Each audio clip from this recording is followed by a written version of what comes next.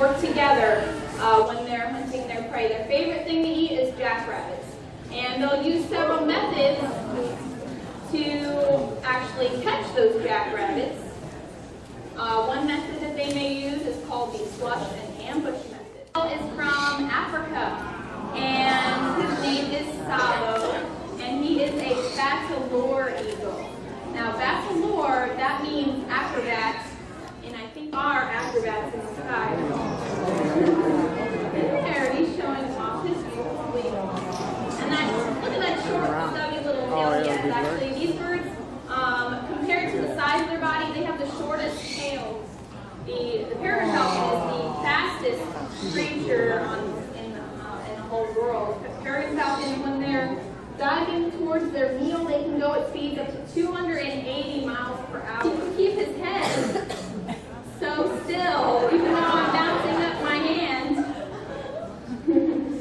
I just do it all day. It looks even better with some techniques.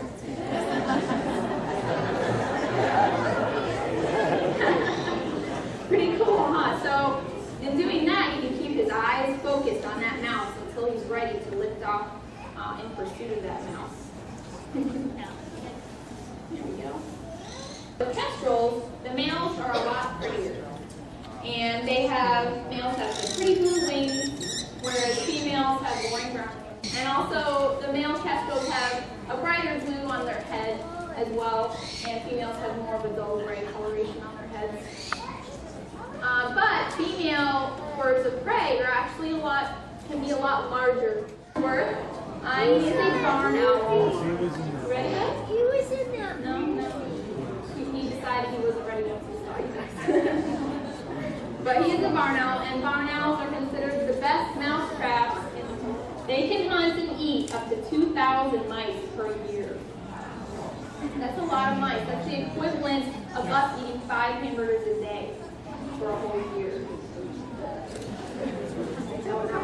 The best hearing out of all the owl species because of that heart-shaped facial plate that he has.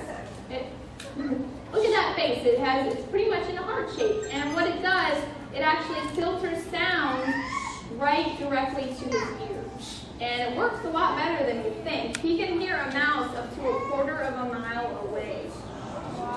He can even catch a mouse without even having to see it.